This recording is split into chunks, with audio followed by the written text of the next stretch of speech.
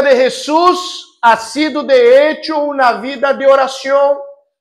Quando se mira em las escrituras sagradas, se vê de maneira clara que a prática de la oração era constante em la vida de Jesús, nuestro Senhor. Deus encarnado, que vino acá reconocido em figura humana e dando-nos a nós e dando a nós o exemplo sobre a oração. E pensando, hermanos, que a oração é de los privilégios, mas é seguro um dos privilégios mais negligenciados por nós.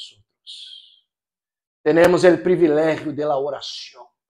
Hemos visto durante esses domingos todos o exemplo de Jesus acerca da oração. E quantas vezes nós negligenciamos esta bendição, a oração, o estar de maneira disciplinada, orando dia tras dia delante de nosso Senhor. Passe lo que passe, não nos importa a circunstância. Em los momentos mais oscuros da vida de Jesus, Jesucristo orava. Em los momentos de alabança e adoração, a Bíblia acá dizia que Jesucristo orava. Em los milagros, Jesucristo orava. E em la cruz, mientras estava em la cruz, Jesucristo orava também. A palavra nos diz que Jesucristo estava em la cruz por nós. A cruz não era para Jesus. Literalmente, a cruz não era para Jesus. A cruz era para Barrabás. Não era do tamanho de Jesus. O sofrimento ha sido mais grande aún para Jesus, porque a cruz não era hecha para o tamanho de Jesus. A morte em la cruz tardava às vezes 2, 3 dias.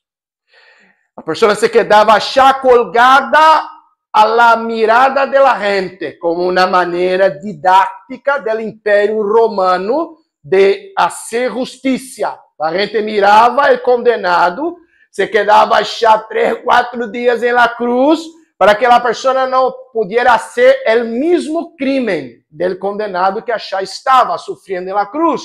E a muerte em la cruz generalmente era uma muerte, además de todos os sofrimentos, a muerte era uma muerte por asfixia. Estou bem em espanhol? Asfixia, é verdade. Mal sei falar este em português. Asfixia.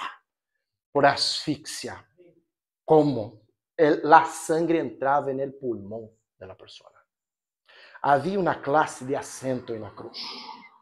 Se rompiam as pernas para que a pessoa não pudesse apoiar-se mais. Não apoiando-se mais, ele ia a ahogar com sua própria sangue.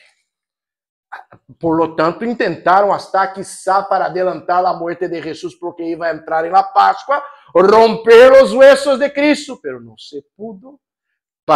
Por tema de uma promessa e profecia bíblica do Antigo Testamento, que não se iba a romper os huesos de nosso Salvador em la cruz, Jesucristo já havia morto, entregando-se por nós. A entrega de Jesucristo em la cruz, como eu te dije já, ha sido expiatória. Houve o sacrifício físico, pero não só o sacrifício físico, sino o espiritual.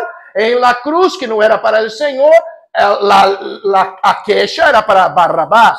Pero la cruz de hecho era para nosotros. Quem tinha a condena para estar en la cruz éramos tú y yo. Nosotros tendríamos que estar en la cruz. Esta cruz era nuestra. Pero el Señor quiso cambiar de lugar con nosotros.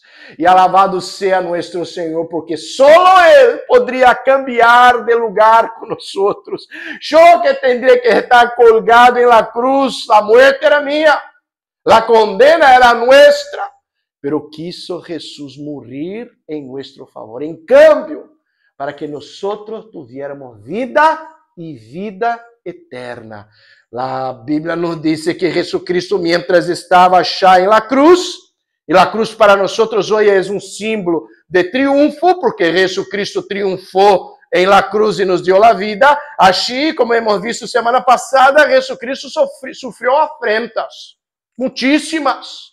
Desde os soldados que bromeavam com Cristo, os judíos que passavam e bromeavam com Ele, esculpiam em Jesus, meneavam a cabeça, isso era uma señal de afrenta, meneavam a cabeça, moviam a cabeça, era uma classe de maneira cultural de afrentar a persona. Uno de los que estavam, uno de los malhechores também hacía bromas e dudava acerca de Cristo. E Jesucristo, semana passada, hemos visto que mientras sofria afrentas, Jesucristo dijo: Padre, perdónalos. Ellos no saben lo que hacen. Después de eso, hermanos, empezaron las señales. Muchas.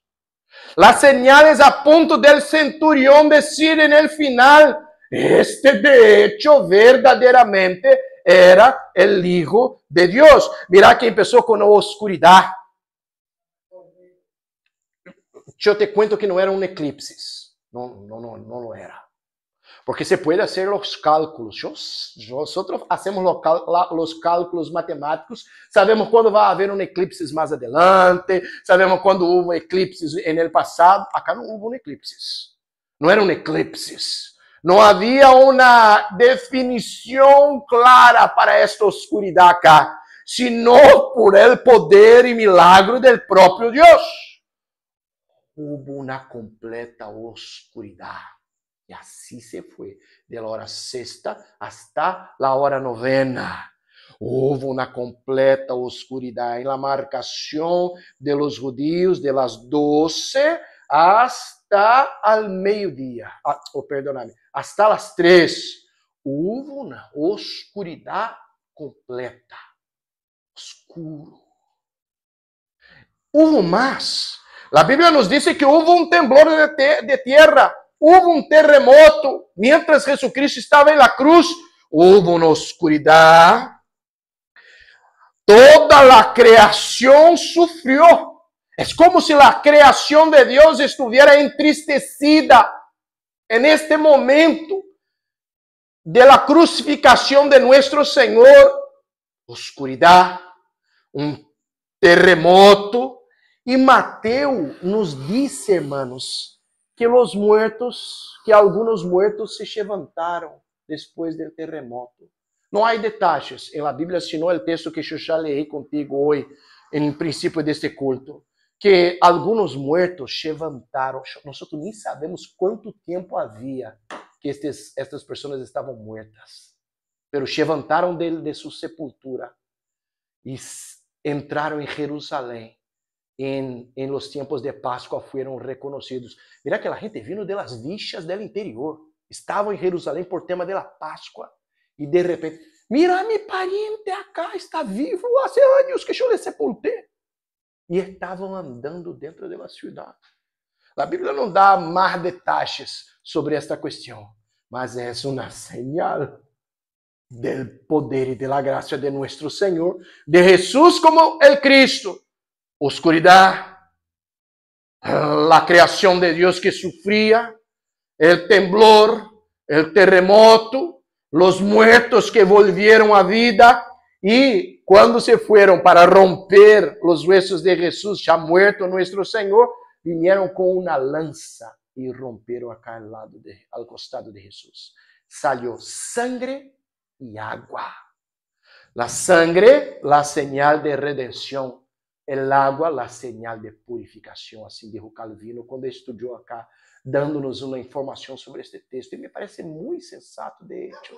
La sangre como una señal de la redención, el agua como una señal de purificación. Salió sangre y agua. No era un fenómeno natural, eran las señales de nuestro Señor. Y en esta situación toda, hermano, en la cruz, el Señor consumó su obra de redención en favor de nosotros. Mira conmigo una vez más en el texto, la oración de Jesús, versículo 44 y 45, las señales, como yo te dije bien, los que están en el texto de Mateo, el texto de Juan, da un acréscimo también, va a añadir una historia más sobre esta historia extraordinaria de Jesucristo en la cruz por nosotros. Y en el versículo de número 46, allí estaba nuestro Señor, Padre, en tus manos encomiendo mi espíritu. La oración de Jesús es el Salmo 35, que ya hemos visto acá, el Salmo 31, perdón, el Salmo de número 31, que ya hemos leído acá en este culto, versículo de número 5, en tus manos encomiendo mi espíritu, pero ahora con un significado más amplio. Juan usa la expresión después de la oración de Jesús, Señor Padre, en tus manos encomiendo mi espíritu. Juan concretiza con la otra expresión, está consumado. Está consumado, hermanos, es una palabra griega en Juan. Por supuesto, Jesucristo no habló en griego. Jesucristo habló en arameo, su idioma.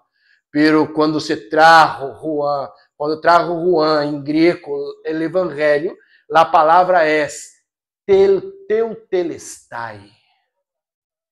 Tetelestai está consumado. Era uma palavra jurídica que se usava em la condena de los presos, de las pessoas que estavam arrestadas. Cumpriam la condena, pagavam la pena. En el final, quando se quitava a deuda com a justiça em los tiempos do Império Romano, se escrevia em la parede, tetelestai, está consumado, não há mais condena. E é incrível que Juan, depois da oração acá de Jesus em Mateus, usa a mesma expressão, tetelestai, se pagou a deuda, está consumado.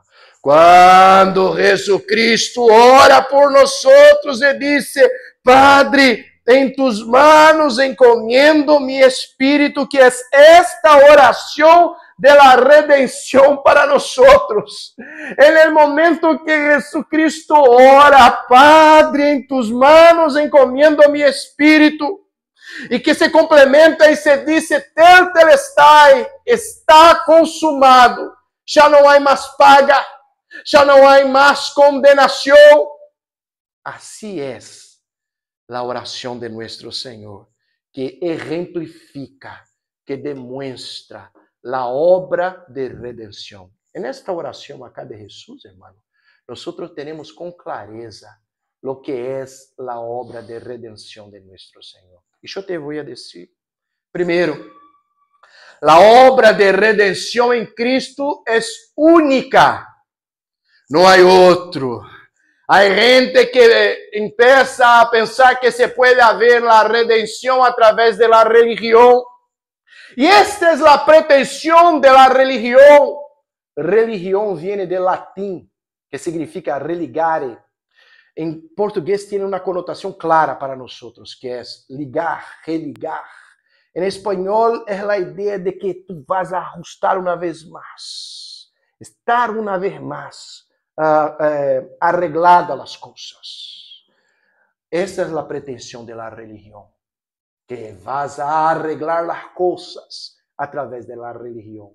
E aunque eu seja um homem religioso, eu sou pastor, eu sou um homem religioso, eu tenho clara a ideia que a religião não me vai a unir uma vez mais com o Senhor.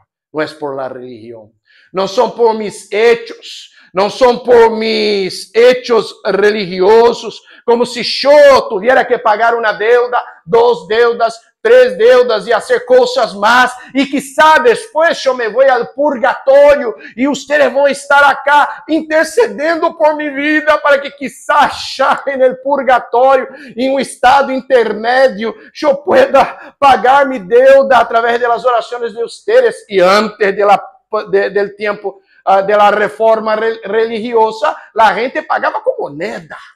Se construía a basílica linda que há achá no Vaticano e se pagavam com moedas. Vos iba a dar uma moneda para sacar el alma de la persona del purgatório, tu pariente. E quanto mais grande a moneda, quanto maior a plata, aí vos iba a sacar muita gente mais de achar, hermanos. Como se através de la religião, de las obras religiosas, de las muchas penitencias de mi vida, yo pudiera pagar la deuda.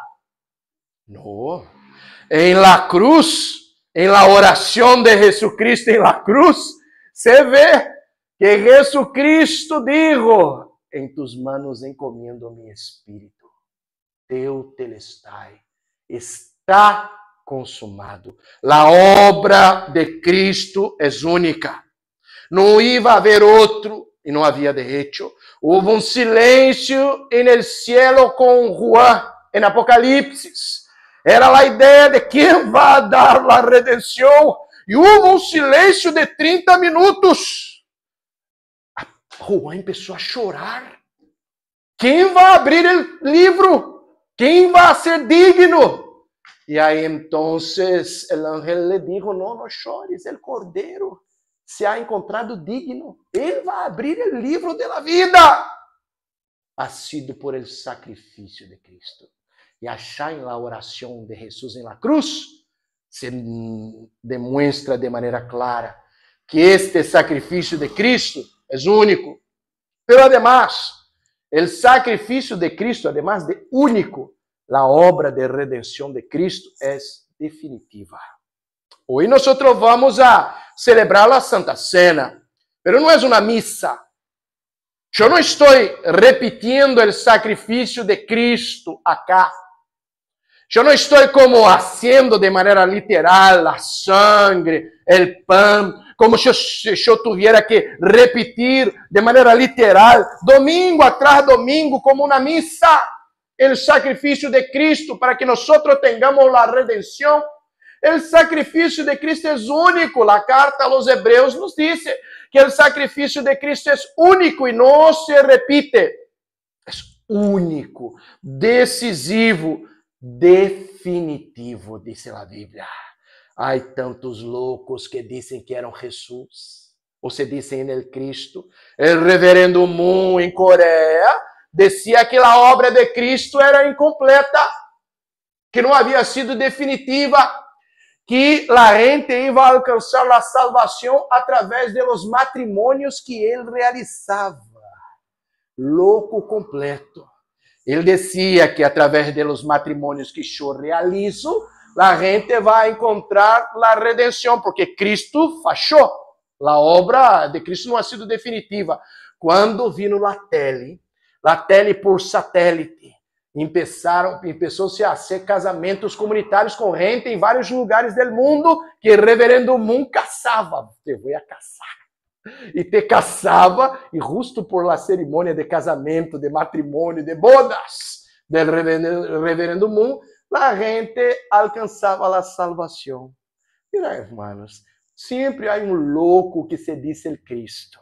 Jesucristo já nos havia dicho que iam a venir outros que iam a dizer: o sacrifício de Cristo aún é incompleto, não é definitivo. Eu vou fazer uma cosita mais acá que não ha sido hecha em Jesus. Mentira. En la oración de Jesús en la cruz, cuando Jesucristo dice, en tus manos encomiendo mi espíritu, está consumado, se nota que el sacrificio de Cristo ha sido definitivo. No vamos a repetir más. Ya se fue de una vez, veniendo después de esto, dice la carta a los Hebreos, el juicio de nuestro Señor. Pero hay más, hermanos, sabendo que o sacrifício de Cristo é único, a obra de Cristo é definitiva, e miramos isso em la oração de nosso Senhor, pero há mais. A obra de Cristo nos garantiza livre acesso ao Senhor. A Bíblia nos diz que quando Ele ora, está consumado. Ou quando o Senhor disse em sua oração, a ti encomiendo mi espírito, el velo del templo se rasgó, se rompió de alto hasta abajo. ¿Por qué no ha sido de abajo para el alto? Porque se es de abajo para el alto, hermano, puede ser que yo doy a achar un corte acá y ¡pum! Voy a rasgar el velo todo. Era de alto para abajo, porque ha sido una obra de nuestro Señor. Y lo que era el lugar santísimo, dentro del santo de los santos, había el templo, el atrio, afuera se quedaban las mujeres y los niños, adentro los hombres, dentro del templo había el lugar chamado Santo dos Santos, Santo de los Santos, donde só entravam los sacerdotes, e dentro de los santos aún havia um outro lugar, que se pensava era a habitação de Deus, a presença completa de nosso Senhor achar neste lugar, e havia velos grandes onde não se podia passar, senão uma vez por ano, o sumo sacerdote. E agora já não havia mais este velo, que se rompeu de alto a baixo. Ou seja, hoje, tu e eu não necessitamos mais irmos a Jerusalém para adorar-lhe ao Senhor. Eu venho acá em Manuel Freire, La Caixa, e le adoro a nosso Senhor. Eu dentro de minha pieza le adoro a Deus. Em La Caixa eu puedo adorar-lhe a nosso Senhor, e só puedo fazer porque em la oração de Jesus, em que ele disse: Padre, em tus manos encomiendo mi espírito, está consumado. Porque neste momento, o Senhor nos garantizou livre acesso hasta a presença de nosso Deus. Nós não temos livre acesso à presença das autoridades. Me surpreendeu acá no passado, el 18 de julho, 18 de março, que o presidente andava por la caixa acá. E as nenas sacaram foto com ele. E de repente, tu pode sacar foto com o presidente do país. El mío, eu nunca mirei, nunca le vi. Tampouco nunca me fui à capital de meu país, eu não tenho ideia. Agora, este acá, nós não tocávamos assim e lo víamos. Pero el intendente de Canelones, quizás seja difícil de encontrar. Se eu vou arrendar um dia já, eu quero falar acá com Xamandu, quizás não vou poder. É uma autoridade que está inacessível para mim. Quizás eu vou ter que falar com Paulo. Paulo vai falar com ele, embaixador. E quizás vai tentar achar uma coisa ou outra. Mas aún sim seria complicado, difícil. Não há livre acesso à sua presença. Agora, com Deus, a autoridade suprema, o Criador do universo, eu só tenho um intermediário, Jesus, el que me garantizou em sua obra livre acesso à presença de Deus. Por lo tanto, quando nós pensamos em Abraão, em Moisés, em Gideon, em Daniel, em Davi, nós estamos muito melhores que eles, hermanos. Porque mira como les custava muitíssimo este livre acesso hasta a presença de Deus. Para nós, hoje não. A través de la oración en el nombre de Cristo por los méritos de nuestro Señor, yo tengo libre acceso a la presencia de este Dios bondadoso. Y mira cuánto nosotros negligenciamos esto, dejando de orar, haciendo poco caso de la oración, nos omitindo delante de un privilegio tan grande que es una vida de oración. La oración tiene que ser un estilo de vida, tiene que ser parte de tu vida, um hábito a diário, todos os dias, com disciplina. Com disciplina hacemos as coisas de nossa vida, de las mais sencillas hasta las mais grandes.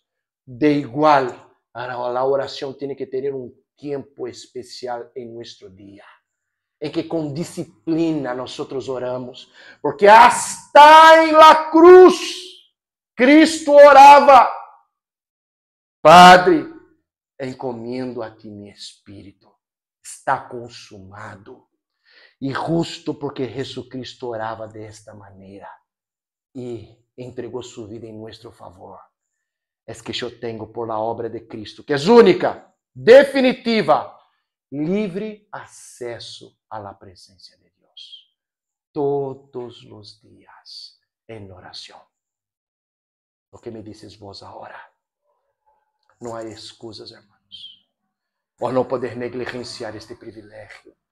Se Cristo lo que ha hecho em favor de nosotros es darnos a nosotros el ejemplo de que la oración no es una cosa que va a ser, às vezes, de vez em quando, você pode dizer assim, de vez em quando em sua vida, ou quando tu te acuerdas del Senhor porque passas por um problema, así tu vas a orar. Não, a oração é uma prática, um exercício religioso.